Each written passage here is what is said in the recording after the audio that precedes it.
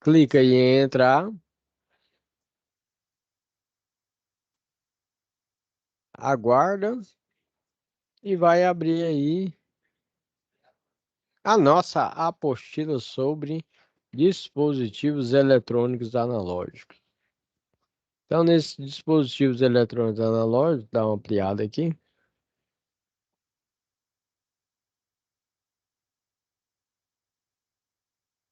Essa parte que vocês já estão acostumados já, que é a navegação aí da plataforma, né? A navegação da plataforma.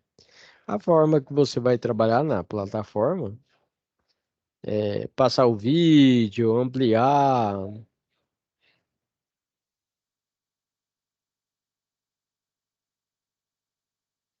Aqui no caso, temos uma apresentação básica aí sobre a nossa plataforma, tá bom? E falando sobre os semicondutores, e nós temos tanto a parte de diodo, transistor, porque é o seguinte, nós temos na parte da eletrônica os semicondutores. Os condutores que nós conhecemos aí, por exemplo, cobre, prata, platina, ouro, e temos isolantes também, né? Borracha, madeira, plástico, porcelana. E temos a parte desses semicondutores. Esses semicondutores a gente faz uma dopagem que nós chamamos no material, e esses materiais são utilizados para fazer componentes eletroeletrônicos. Logicamente, também temos materiais específicos que vêm da natureza que utilizamos, como silício, germânio. E, de acordo com a dopagem desse material, nós temos P de positivo e N de negativo. Então, vai ser comum você encontrar um diodo positivo, parte positiva e parte negativa. Vai encontrar aí um transistor PNP, significa que tem uma dopagem, um semicondutor, que ele tem uma dopagem de P de positivo, N de negativo e P de positivo. E também vai encontrar NPN, que tem a parte positiva também, parte negativa e parte positiva. Geralmente temos PNP, NPN, que é utilizado também em sensores capacitivo, indutivo, foto, com sistema de PNP, NPN, é o que nós chamamos de semicondutores, ok?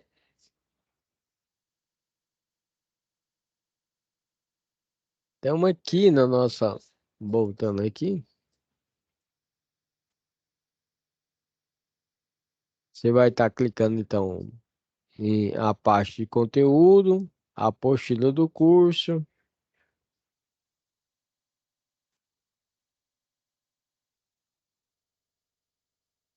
Aguarda aí abrir. Abrindo, nós temos aí o desenvolvimento aí dos dispositivos analógicos.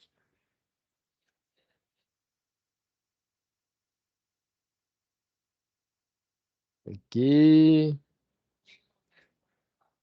clicou aqui, você vai entrar na parte da apostila. Na apostila aí sobre dispositivos analógicos, você tem a parte de introdução sobre figuras e tudo mais. Falando aqui sobre a parte básica de semicondutores, aqui tem, ó, por exemplo, eu falei para vocês aqui sobre o material silício, tá vendo aqui, ó.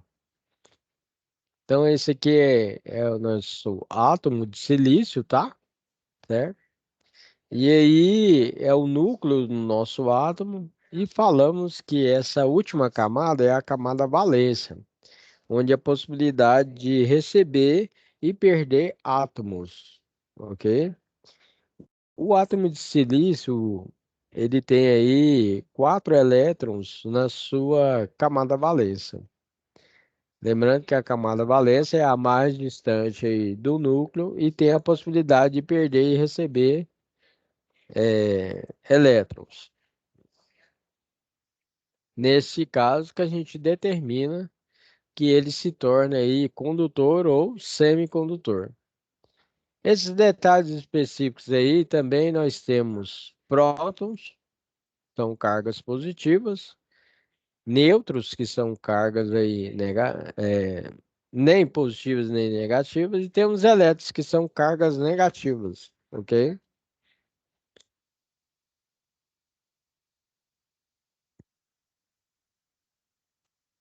E continuando aqui, ó, nós temos a parte aqui, ó, germânio e silício, tá vendo que eu falei para vocês, ó?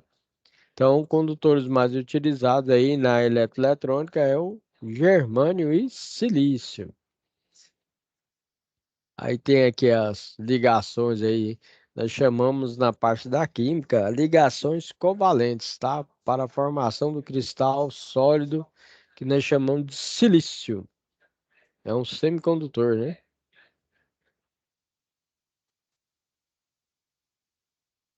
Ele abriu aqui,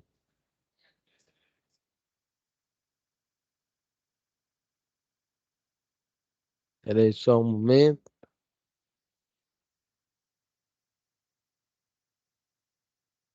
ele baixou aqui a apostila.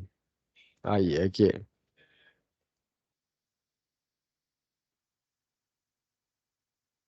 Aí, voltando aqui, onde a gente estava, falamos aí sobre o silício. Aí, beleza. Silício, cristal de silício. Temos aí portadores de corrente elétrica, né?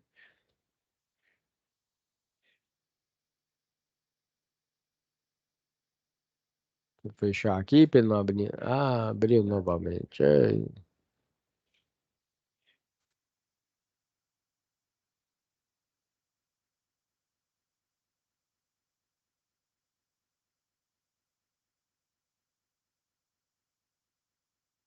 voltar aqui direto na nossa sala, fica melhor.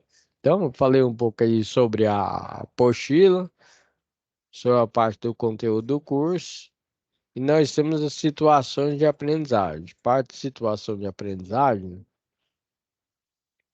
nós temos aí, ó, situação de aprendizagem um, situação de aprendizagem 2, situação de aprendizagem 3 e 4.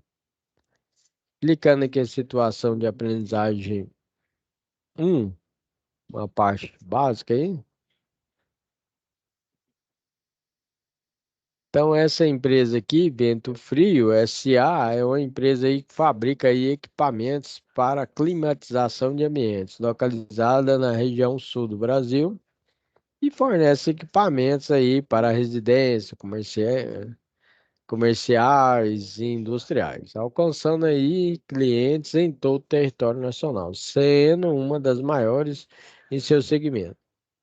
E aí, chegando aqui na nossa atividade, aí, ó, atividade um, para que você consiga atingir o objetivo proposto pelo senhor José, precisará resolver os exercícios de semicondutor. Então, semicondutor, nós temos questionário avaliativo. Se você voltar lá na sua sala, aqui, questionário avaliativo, tá vendo?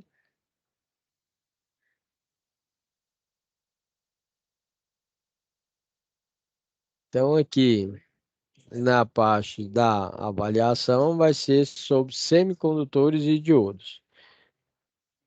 O professor Alan hoje também vai passar uma parte do conteúdo para vocês, tá bom? Basicamente aí, falando dos diodos, nós temos diodo LED. Diodo LED é aquele que emite a luz lá, amarelo, verde, violeta, que você conhece. E nós temos o diodo que é com a luz ultravioleta. Qual que é esse luz ultravioleta?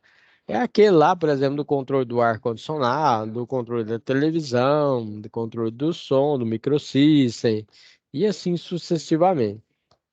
Caso você queira verificar, você tem a possibilidade de pegar o seu controle.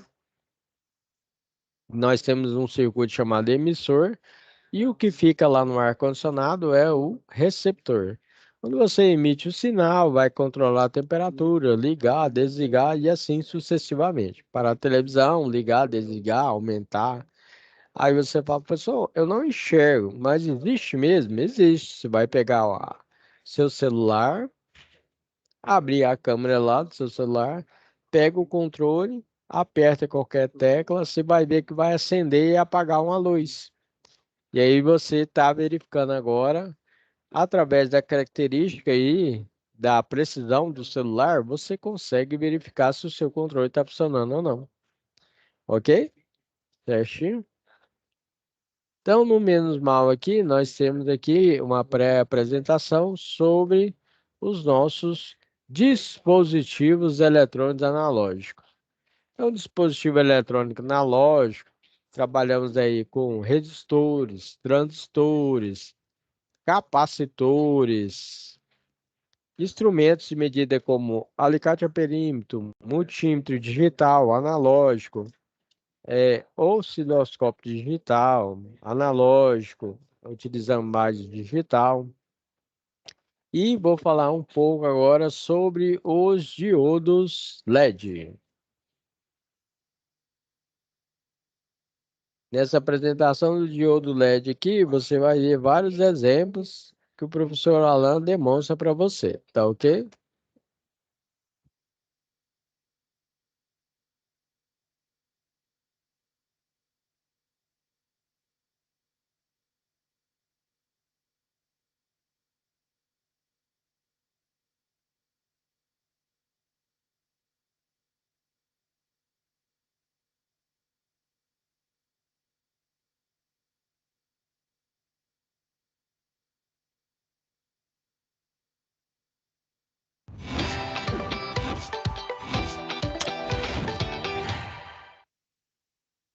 Ela é conseguida através dos materiais que se constrói o diodo. Então, através dos materiais, quando esse diodo conduz, e se ele é um LED, ele vai emitir uma luz, né? O LED, assim como um diodo normal, ele possui polaridade. Essa polaridade ela vai ter que ser indicada, né? Então, vai ter um terminal negativo e um terminal positivo. Na imagem ao lado ali, o terminal negativo, ou catodo, ou cátodo, ele é indicado pelo chanfro, ou seja, existe um corte no encapsulamento do LED indicando esse negativo. Às vezes, alguns LEDs não possuem esse corte, então eu poderia também identificar o negativo do LED olhando ele internamente. Se vocês olharem aqui na figura, eu consigo ver que o terminal negativo dele, lá dentro, ele tem uma área maior, então eu poderia identificar dessa forma. O pessoal também gosta de identificar através do comprimento do terminal. Isso só vale quando o LED for novo. Se ele tiver cortado com os dois terminais iguais, não é uma opção válida, né?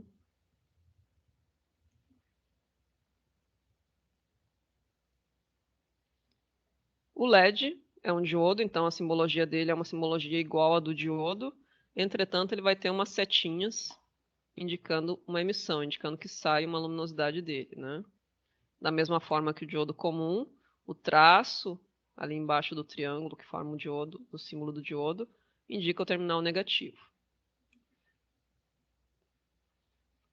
Comercialmente existem muitos LEDs, né?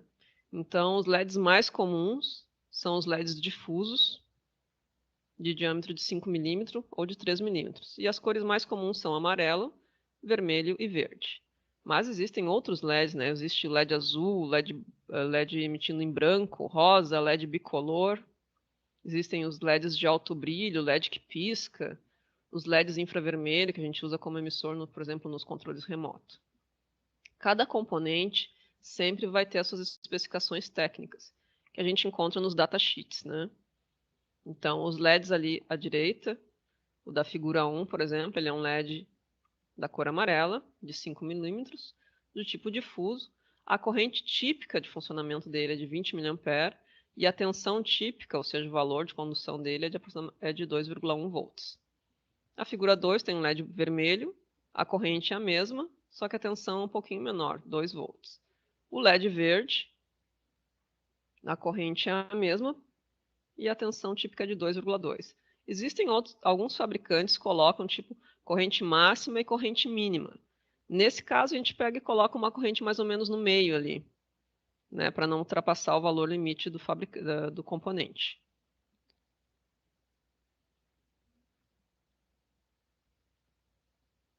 Sempre que eu tiver, nem sempre, mas na maioria das vezes eu tenho um LED ligado a um valor de tensão e eu preciso limitar a corrente que vai circular nesse LED. Essa limitação de corrente ela é feita utilizando-se um resistor em série com o LED.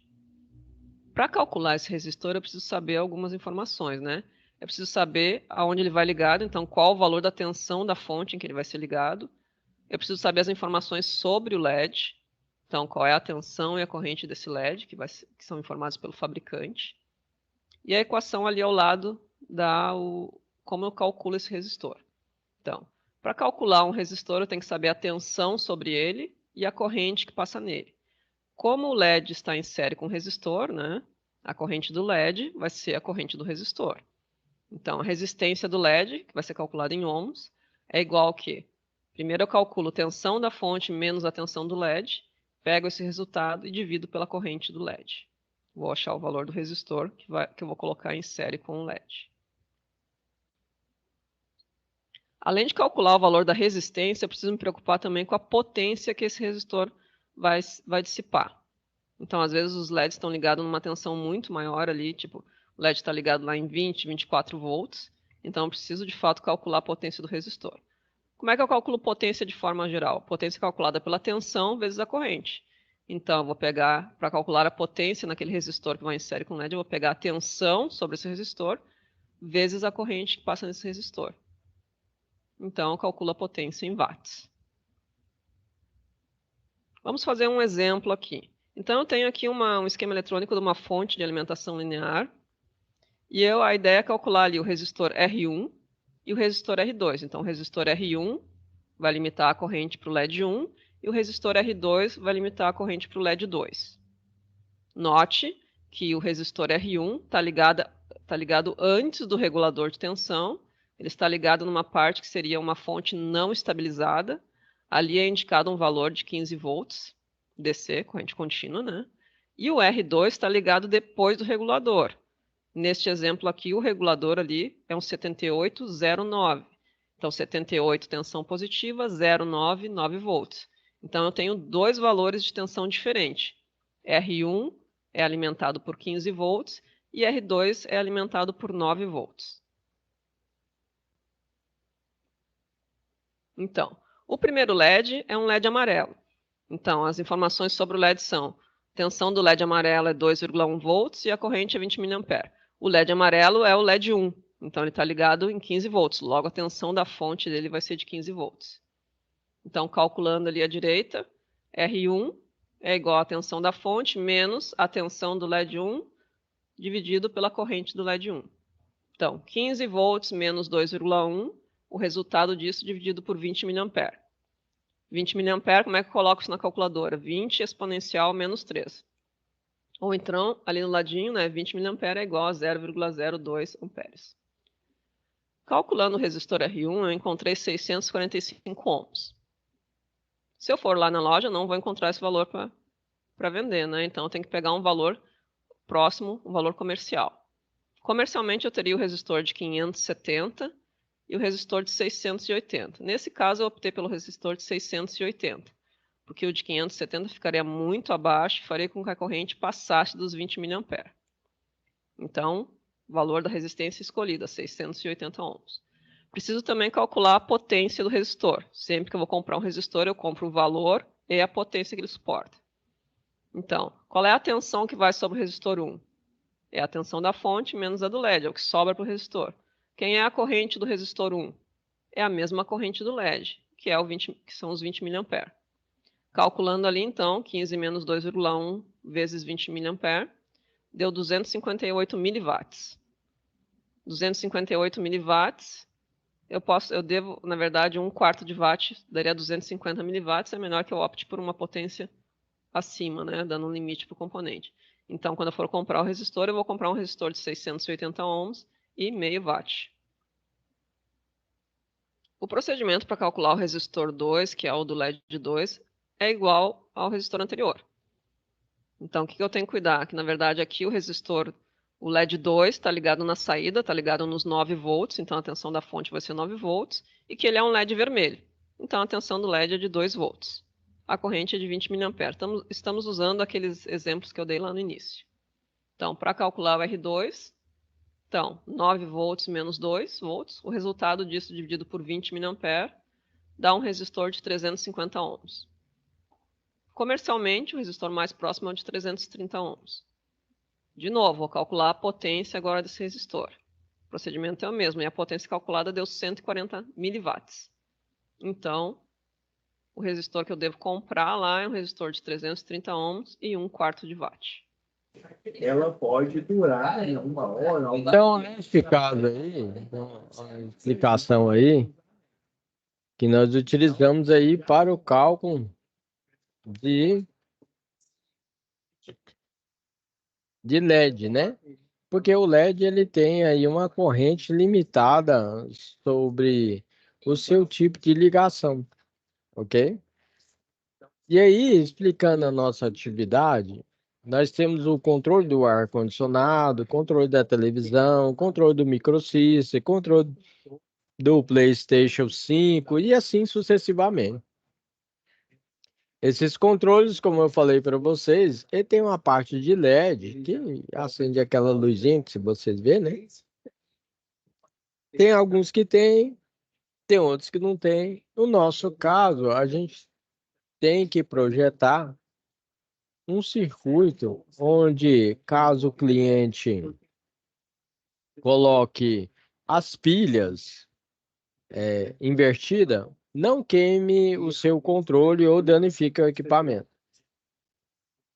Além disso, tem que indicar que está em pleno funcionamento, ok? Quando as pilhas estiver na posição correta, vai acender um LED aí. O detalhe é o seguinte, hoje em dia, falando na prática, antigamente não que eu seja velho, né? Mas hoje em dia, os nossos circuitos eletrônicos que trabalhamos mais com inovação, já tem essa parte de identificação. Ou seja, nós temos aí a plaquinha do nosso circuito de televisão, microsystem, ar-condicionado, videogame, e aí vai.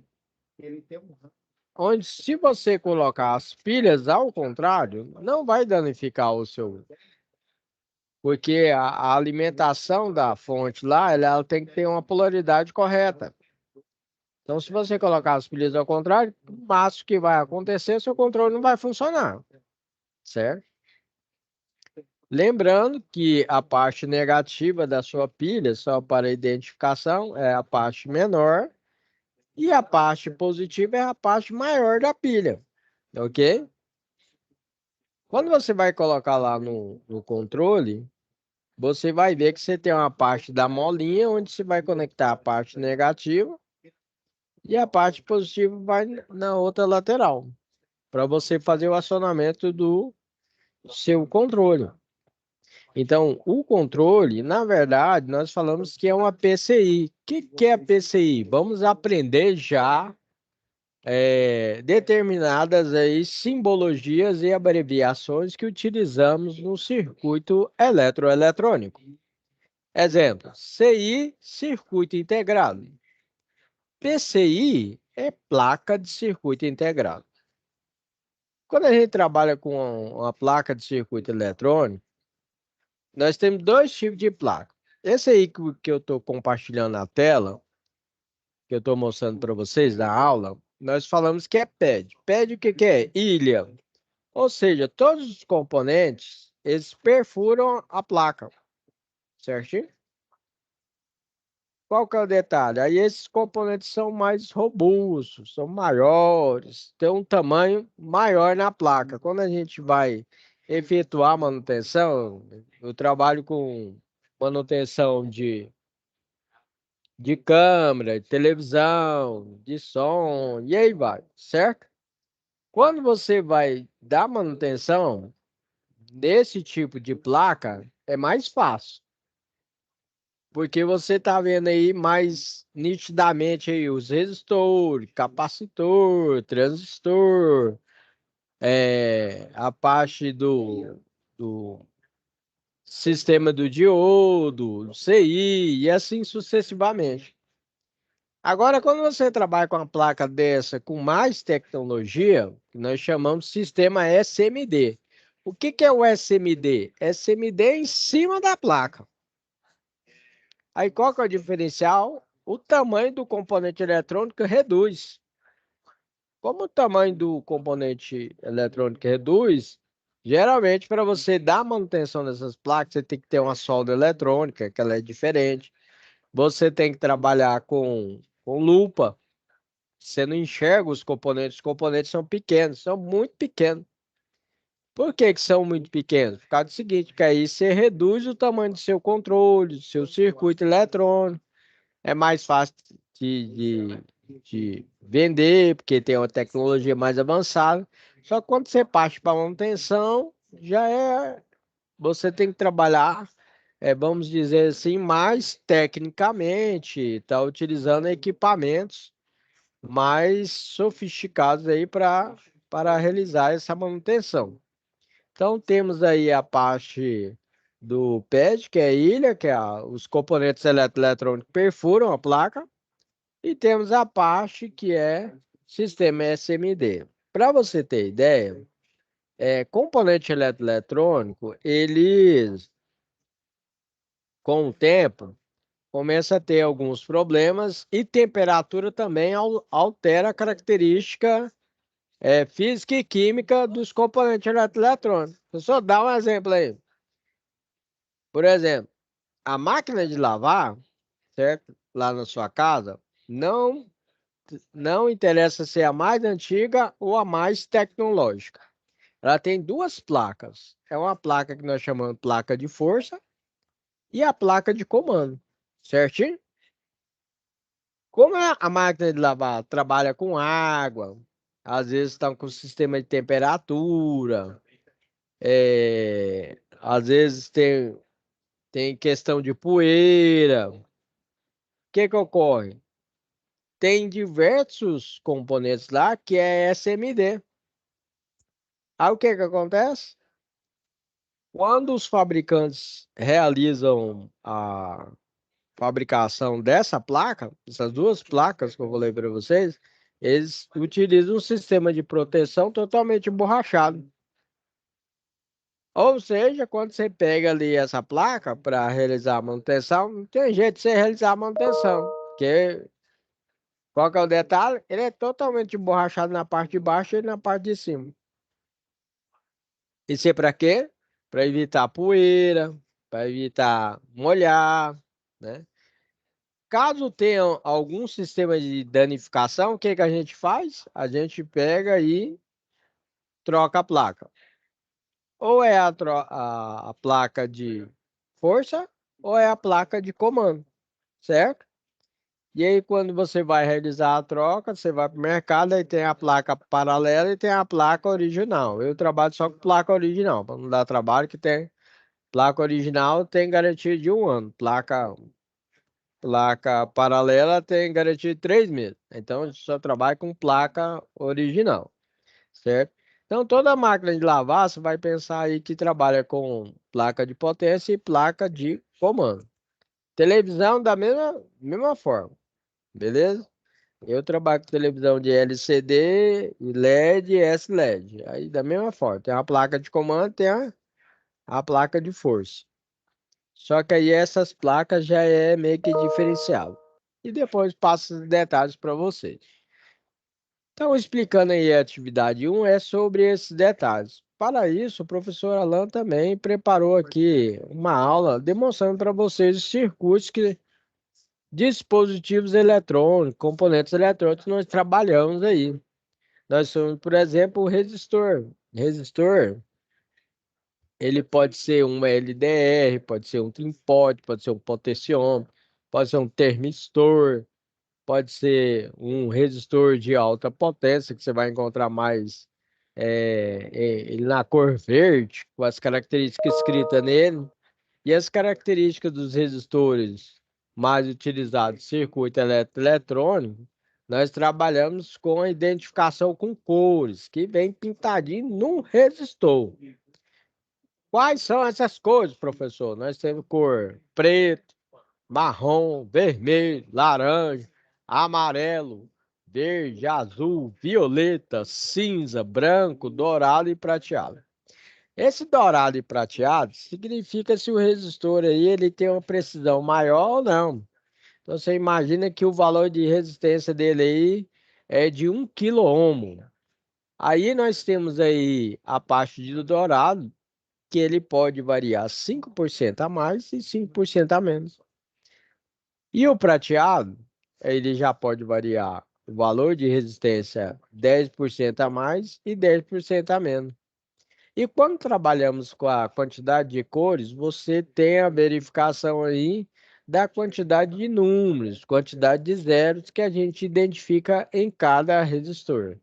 Nós temos resistores de 1 ohmo, 10 ohmos, 100 ohmos, 10 quiloohmos, 100 quiloohmos, 1 mega ohmo e, por exemplo, 10 mega ohmos e assim sucessivamente, ok? Ainda continuando com componentes eletroeletrônicos que utilizamos aí, PCI, que é a placa de circuito impresso, nós temos capacitores. Capacitor, pessoal, tem a função de carregar e descarregar, certo? Então, teoricamente aí, você imagina que nós utilizamos várias funções dos componentes eletroeletrônicos com esse sistema aí de carregar e descarregar. A gente fala que tem uma curva de descarregar aí do capacitor que podemos utilizar nos temporizadores que utilizamos no sistema eletroeletrônico, sistemas de acionamento como temporizadores, né? Para a parte de sistema de parte de sequência, parte de estreito triângulo e assim sucessivamente. Quando trabalhamos com capacitores, temos capacitores despolarizados que você pode ligar tanto positivo como negativo, não tem problema. É esse capacitor aí na cor laranja. Tá vendo ele aí? Esse capacitor na cor laranja, ele é o despolarizado. E temos aí as características descritas aí no corpo dele. Ao lado aí, na lateral, nós temos capacitores com indicação de polaridade. Nós falamos que é capacitor polarizado. Quando o capacitor é polarizado, galera, legal, ele tem indicação negativa. Se você verificar essa indicação do negativo, esse pino do negativo tem que ser ligado no negativo da placa. Se não, se você inverter, ele pode ser danificado. E não queira ver um capacitor estourando, certo? Isso, experiência própria. Então é o seguinte, pessoal, não pode inverter a polaridade aí que pode danificar o capacitor. Capacitor polarizado com indicação de polaridade, negativo no negativo, positivo no positivo. Professor, eu comprei o capacitor, dá para mim já verificar sem essa indicação? Se o capacitor for zerado, você acabou de comprar o capacitor, a vantagem é que ele vem com um pino maior e um pino menor. Esse pino menor aí, você pode verificar aí que é o nosso negativo. E o maior é o positivo. Mas, caso já for um capacitor usado, que cortou, né, os pinos dele aí, tal, com alicate corta, não tem como você verificar, né? Aí você tem que olhar aí a descrição dele. Geralmente, quando esse capacitor começa a danificar, ele vai dar uma estufadinha. Dica do especialista. Dica do profissional que realiza a manutenção na sua máquina de lavar, na sua TV. Não deixe a sua televisão, a sua máquina de lavar ligado na tomada. O dia inteiro, a noite inteira, certo? Um mês inteiro, o ano inteiro. Por quê, professor? Na máquina de lavar, no circuito da televisão, do som e assim sucessivamente, temos uma parte que nós chamamos de fonte. Aí tá vendo esse capacitor aí? É o que tem na fonte. Devido à variação de energia, principalmente de madrugada, o que que ocorre? Esse capacitor não gosta de variação de energia. Quando tem uma certa variação de tensão e corrente elétrica, como a sua TV, o seu microsystem, o seu videogame e a sua máquina de lavar está ligado diretamente lá, ele está sendo energizado. Já viu aquele LEDzinho que fica ligado lá? Então, seu circuito elétrico está sendo energizado. Aí o pessoal não tem noção disso. Com o tempo, esse capacitor aí, ele vai desgastando a parte interna dele e ele vai estufar. Ele vai estufando, estufando, quando vê, ele vai pegar ou vai perder as características dele. O que que significa, professor? Ah, minha TV liga, 5 minutinhos desliga. Ah, professor, minha máquina de lavar tá ligando, tá desligando. Ah, professor, minha máquina nem liga. Aí quando você vai lá verificar, a fonte do equipamento danificou. Que é justamente aí uma parte do componente eletrônico que tem nessa fonte é o capacitor. Então, com o tempo, se ele ficar constantemente ligado à energia, se tiver uma variação. Outro exemplo que pode danificar o nosso capacitor. Já viu quando acaba a energia e volta? Acaba a energia e volta. Acaba a energia e volta. Isso pode gerar o que nós chamamos de um surto elétrico. Também componente eletroeletrônico não gosta de surto elétrico. E é outra indicação que eu peço que você coloque na sua casa. Se não colocar, depois você faça uma pesquisa aí. Coloque na sua casa um DPS, que é o dispositivo protetor de surto elétrico. O DPS vai proteger aí a sua casa, a sua área comercial contra um possível surto elétrico que é gerado justamente nessa parte aí. Quando desliga a energia, liga. Desliga a energia, liga. Desliga a energia, liga. Quando tiver acontecendo isso na sua casa, desliga a geladeira. Desliga a geladeira da tomada, certo? Beleza? Se você tiver a possibilidade de ligar todos os equipamentos, você dá um tempinho, seria melhor, né? Por isso que a gente indica na casa estar colocando um quadro geral de distribuição para estar desligando aí e protegendo os equipamentos. Então, passando aí dicas para vocês na prática mesmo, né? Falando da aula aqui, o nosso próximo componente eletroeletrônico nós utilizamos na ponte também é o transformador. O transformador tem a parte de entrada, que nós chamamos de primário, e a parte de saída, que nós chamamos de secundário. Por exemplo, esse transformador aí, o professor Alan demonstra para vocês, foi o que ele pegou na prática mesmo. Então, esse aí é um transformador, que ele vai ser escrito assim, a quantidade de corrente, que é 3 amperes. Temos aí a parte da entrada, que é de 220 volts. No caso, o professor Alan está falando do estado de Goiás. Estado de Goiás, aqui o monofásico é 220 volts. Lá em São Paulo, o monofásico é 127 volts. Então, falando aqui do estado de Goiás, esse transformador é 220 volts de entrada. Desculpa. E 12 volts de saída, 3 amperes. Essa é a característica que nós falamos do transformador, desse transformador, ok? Que é bastante utilizado na placa de circuito eletroeletrônico.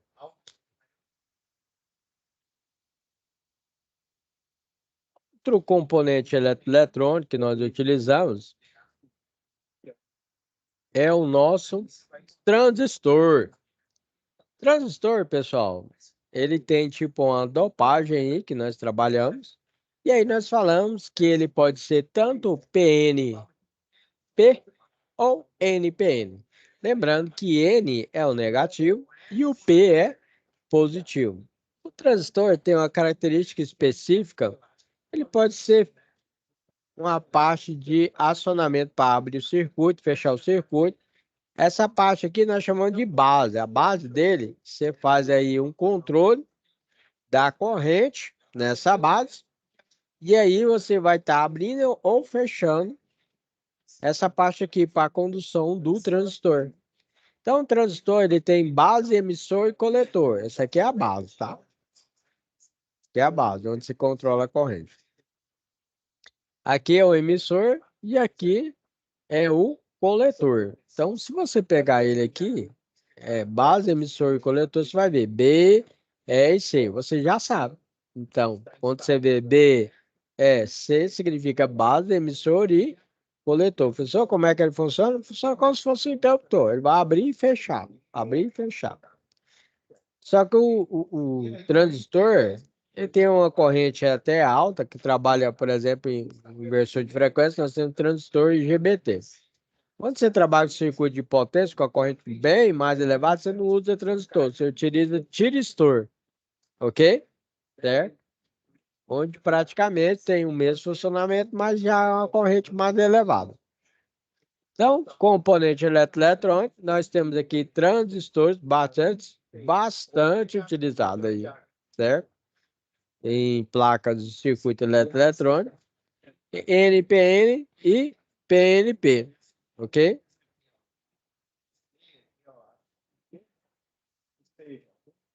Outro componente eletroeletrônico, como eu falei aqui para vocês, nós temos o transistor, que é um transistor MOSFET, onde nós temos a identificação de gate e dreno, ok? Certo? E short. Esse é um canal tipo N, com uma corrente mais elevada. E aqui nós temos aqui um circuito de um controle remoto, onde nós temos resistor, LED, como eu expliquei para vocês, diodo e as pilhas.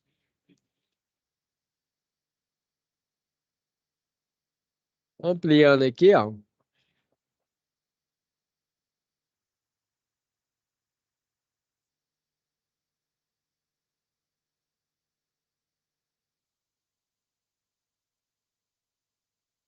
Pessoal, então, aqui dando continuidade,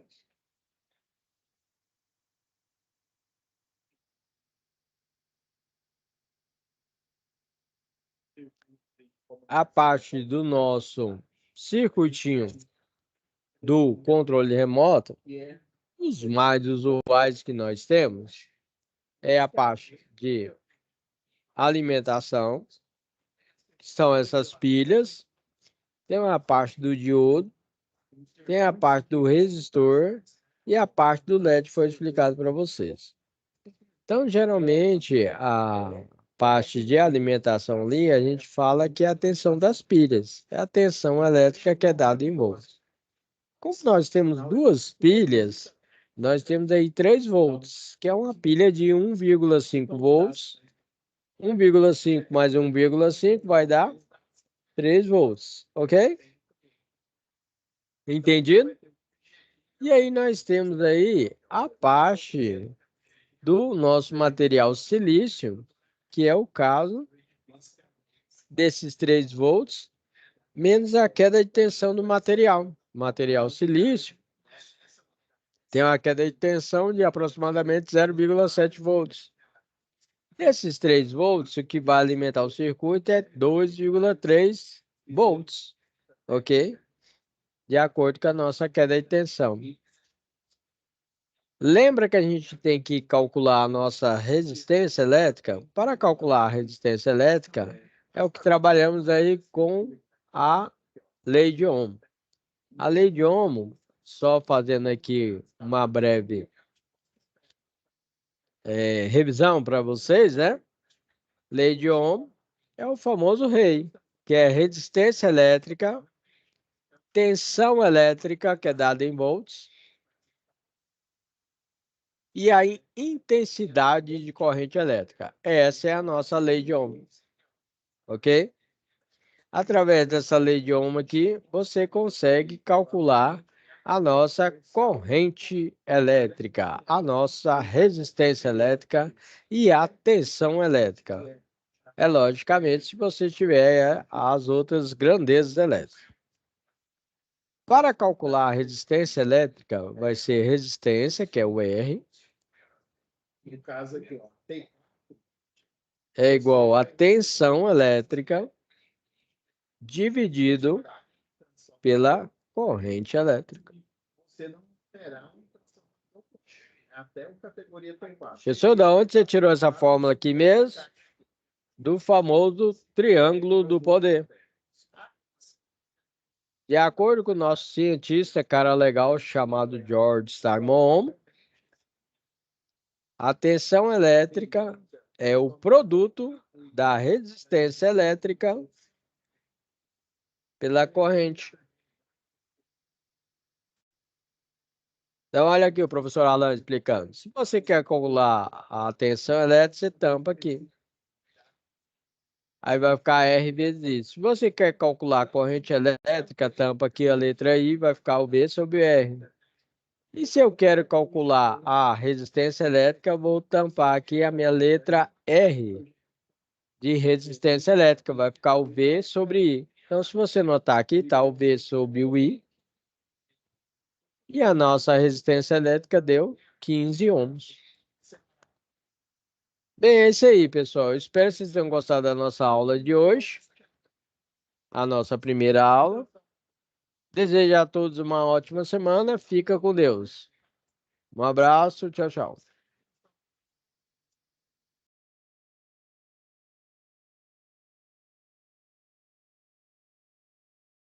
De protótipos de circuitos eletrônicos. Por quê? Quando a gente fala em eletrônica, logo vem à mente a ideia de uma placa de solda entre esses componentes. Então o protoboard permite fazer isso, só que de uma maneira mais rápida, sem precisar soldar, sem precisar cortar terminal de componente e podendo reaproveitar ele várias e várias vezes para fazer muitas montagens diferentes, certo? Então a primeira característica de um protoboard é o número de pontos. Então, cada pontinho desses que vocês percebem tem a possibilidade de ser colocado um componente, uma conexão, um fio. Então, quando a gente vai até uma loja comprar um protoboard, uma informação que o vendedor vai pedir é justamente o número de pontos. Então, esse aqui, para vocês terem ideia, tem aproximadamente 3.000 pontos. É um modelinho bem grande. Mas existem menores, como esse aqui, por exemplo, tem aproximadamente 900 pontos. E acaba também, para quem está começando agora, de repente, sendo mais em conta, né? Tendo um valor um pouco mais acessível. Mas, enfim, todos eles, não importa a quantidade de pontos, a marca, enfim, a característica é basicamente a mesma. Aí o que acontece? Além desses pontos que nos permitem fazer a inserção e a colocação dos componentes, o protoboard já tem internamente algumas ligações pré-estabelecidas, ou seja, esses pontos eles já têm algumas ligações internas. Como é que acontece? Esse aqui, por exemplo, vocês percebem que ele até tem algumas indicações de linhas azul e vermelha, com um símbolozinho de mais e de menos. Essas linhas justamente indicam nessas regiões como é feita a interligação interna, ou seja, por exemplo, aqui, ó, essa linha de furos, ela é toda conectada por dentro, até a metade, onde vocês veem que tem um cortezinho.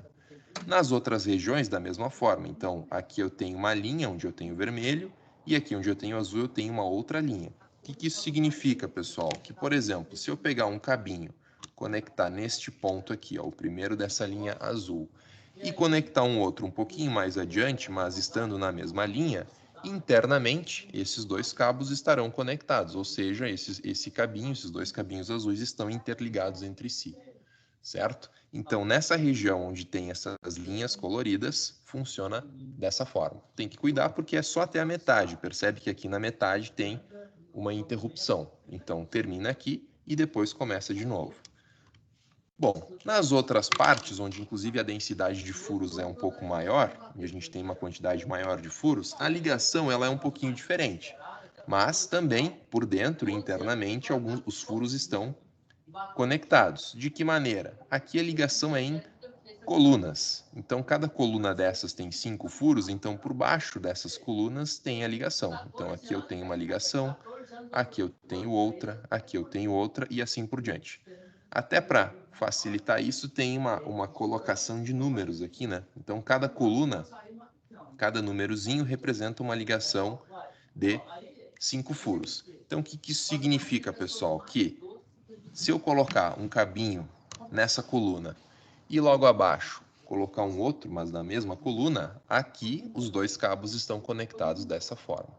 Tem que tomar cuidado também, porque Esses 5 de baixo, eles se separam dos 5 de cima.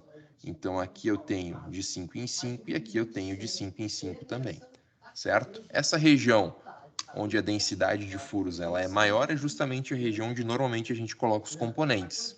E essas regiões marcadas aqui, onde eu tenho vermelho e azul, a gente, em geral, usa para alimentação, para colocar ali a fonte que vai alimentar o nosso circuito, que vai ligar o nosso circuito. Além disso, os protoboards também, esses que têm uma base, vêm com bornes que nos permitem fazer conexão, né, de um cabo que vem de um gerador, que vem de uma alimentação externa. Mas lembrando, esses bornes não têm conexão com essa parte dos furos. Então, se a gente quiser conectar, vou ter que fazer alguma estrutura aqui com um cabinho, né, levando a corrente elétrica daqui até a região intermediária.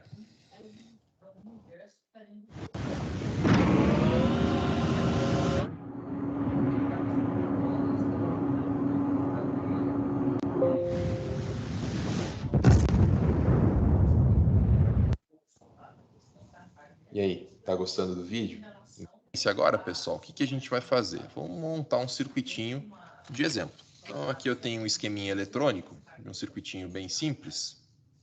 Vocês conhecem esses componentes aqui, pessoal?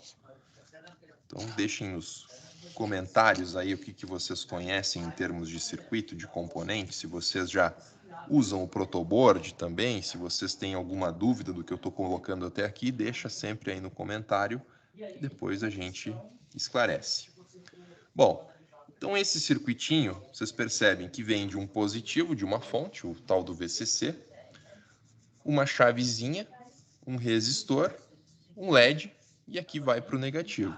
Então, os componentes já estão aqui, a gente tem o resistor, o LED e a chave. Depois eu tenho aí os cabinhos para fazer a ligação da fonte, já estão aqui. O vermelho é o VCC e o preto o GND. Bom, então a ideia é que a gente reproduza esse esquema eletrônico no protoboard para vocês verem como é fácil e como é rápido também de montar um circuito.